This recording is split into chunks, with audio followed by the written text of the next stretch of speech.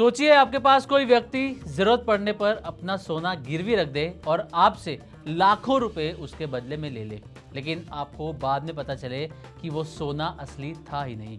आपको नकली सोना देकर असली पैसा ले लिया गया, तो क्या होगा? और अब कुछ इसी तरीके का मामला आया है आईसीआईसीआई बैंक के साथ, जहां पर करोड़ों रुपए का गोल्ड लोन घोटाला अब सामने आया है। और आपको बता दें, पिछले 1 से 1.5 महीने में कई बैंकों में घोटाले की खबरें सामने आई हैं। 2 से 3 दिन पहले ही कोटक बैंक में करीब करीब 160 करोड़ रुपए के आसपास की एफडी के नाम पर घोटाले का मामला सामने आया पंचकुला ब्रांच से। और उससे पहले आईडीएफसी फर्स्ट बैंक की चंडीगढ़ ब्रांच से करीब करीब 590 करोड़ रुपए का घोटाले का मामला सामने आया था। और अब आईसीआईसीआई बैंक में ये गोल्ड लोन के नाम पर घोटाले का करोड़ों रुपए का मामला सामने आया, यानी कि पिछले 1 से 1.5 महीने के अंदर 3 बड़े ये मामले सामने आ चुके हैं। अब आईसीआईसीआई बैंक में नकली सोना जमा किया गया और असली पैसा निकाल लिया गया और किसी को इसकी भनक तक नहीं लगी। करोड़ों का ये घोटाला सिर्फ बैंक की कहानी नहीं है, बल्कि ये हर उस ग्राहक के भरोसे पर सवाल है जो बैंकिंग सिस्टम पर यकीन करता है। ऐसे में सबसे बड़ा सवाल ये है कि अगर बैंक ही धोखा खा जाए तो आपका पैसा कितना सुरक्षित है? तो आखिर क्या है ये पूरा मामला, कितने करोड़ों का घोटाला हुआ है? चलिए इस वीडियो में आपको डिटेल में बताते हैं। दरअसल नागपुर से एक चौंकाने वाला मामला सामने आया है, जहां पर आईसीआईसीआई बैंक की 9 अलग अलग ब्रांचेस में करीब 23 करोड़ रुपए का गोल्ड लोन घोटाला पकड़ा गया है। इस पूरे मामले का खुलासा तब हुआ जब बैंक ने अपने गोल्ड लोन पोर्टफोलियो का इंटरनल ऑडिट किया। ऑडिट के दौरान बैंक अधिकारियों को शक हुआ कि कुछ अकाउंट्स में गड़बड़ी है। जब गहराई से इसकी जांच की गई तो पता चला कि जिन गहनों को गिरवी रखकर लोन लिया गया था वो असली सोना था ही नहीं, बल्कि वो नकली गोल्ड निकला। यानी बैंक को धोखा देकर लोगों ने नकली सोना जमा किया और असली पैसा ले लिया। इस घोटाले में टोटल 195 संदिग्ध अकाउंट होल्डर्स हैं और ये पूरा घोटाला जनवरी 2023 से अक्टूबर 2025 के बीच में हुआ, यानी कि लगभग 2 साल से ज्यादा समय तक ये खेल चलता रहा घोटाले का और किसी को इसकी भनक तक नहीं लगी।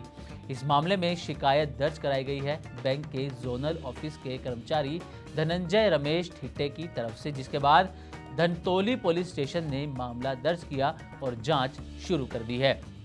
पुलिस अब ये पता लगाने में जुटी है कि क्या ये सिर्फ ग्राहकों की चाल थी या फिर बैंक के अंदर के लोग भी इसमें शामिल थे। अब सबसे बड़ा सवाल ये भी उठता है कि क्या इतना बड़ा घोटाला बिना बैंक के अंदर के लोगों की मदद के हो सकता है? क्योंकि गोल्ड लोन देने से पहले सोने की जांच होती है, उसकी शुद्धता यानी कि प्योरिटी चेक की जाती है, वैल्यूएशन किया जाता है और ये काम बैंक के वैल्यूअर्स करते हैं। ऐसे में अगर नकली सोना पास हो गया तो इसका मतलब है कि या तो जांच में बड़ी लापरवाही हुई है या फिर जानबूझकर नकली गोल्ड को भी ग्रीन सिग्नल दे दिया गया। पुलिस इसी एंगल से जांच कर रही है कि इस घोटाले में कहीं इनसाइडर इन्वॉल्वमेंट तो नहीं है। फिलहाल पुलिस सभी 195 अकाउंट्स की जांच कर रही है, सोने की जांच रिपोर्ट्स खंगाल रही है और बैंक कर्मचारियों की भूमिका भी देख रही है। आने वाले दिनों में इस केस में और बड़े खुलासे हो सकते हैं। अब आपको बता दें कि आईसीआईसीआई बैंक इकलौता बैंक नहीं है जहां से घोटाले की खबर सामने आ रही है।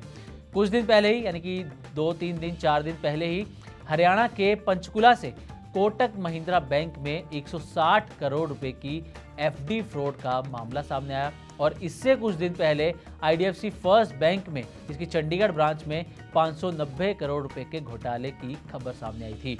अब इसी के साथ ही हाल ही में खबर आई थी कि मध्य प्रदेश सरकार ने बैंक ऑफ बड़ौदा पर सरकारी कामकाज से जुड़ा 5 साल का बैन लगाया था। बैन की वजह क्या थी? तो बैन की वजह ये थी कि 1751 करोड़ रुपए के फंड ट्रांसफर में गड़बड़ी बताई गई थी, जिसे बाद में बैंक के क्लैरिफिकेशन के बाद सरकार ने इस बैन को हटा लिया और 24 घंटे के अंदर ही बैन के आदेश को वापस भी ले लिया। तो ये कुछ बड़ी घटनाएं हैं जो पिछले 1 से 1.5 महीने के अंदर बड़े बड़े बैंकों में देखने को मिली हैं, चाहे वो आईडीएफसी फर्स्ट बैंक में 590 करोड़ का घोटाला हो, कोटक बैंक के अंदर 160 करोड़ का घोटाला हो, अब आईसीआईसीआई बैंक के अंदर 23 करोड़ रुपए का गोल्ड लोन का घोटाला हो। पिछले 1 से 1.5 महीने में ही ये सारे घोटाले जो हैं वो सामने आए हैं।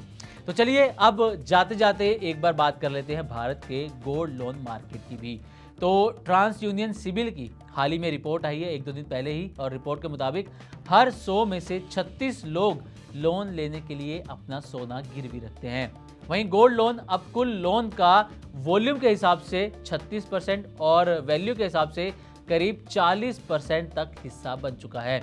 एवरेज गोल्ड लोन दिसंबर 2025 तक बढ़कर करीब 1.9 लाख रुपए पर पहुंच गए हैं, और नॉन मेट्रो शहरों की अगर बात की जाए तो यहां से 54% लोग गोल्ड लोन ले रहे हैं, जो कि पिछले साल से ज़्यादा है। यहाँ पर ज़्यादा लोग अपना गोल्ड गिरवी रख रहे हैं और उसके बदले में पैसा ले रहे हैं।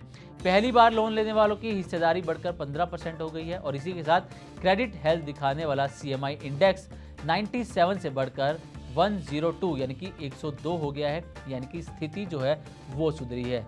मतलब गोल्ड लोन तेजी से बढ़ रहा है, और अब सिर्फ मजबूरी नहीं बल्कि आम और भरोसेमंद लोन भी ये एक विकल्प बन चुका है। लेकिन जिस तरीके से आईसीआईसीआई बैंक में 23 करोड़ का गोल्ड लोन के घोटाले का मामला सामने आया है, उससे लोगों का भरोसा कहीं ना कहीं डगमगाता हुआ नजर आ सकता है।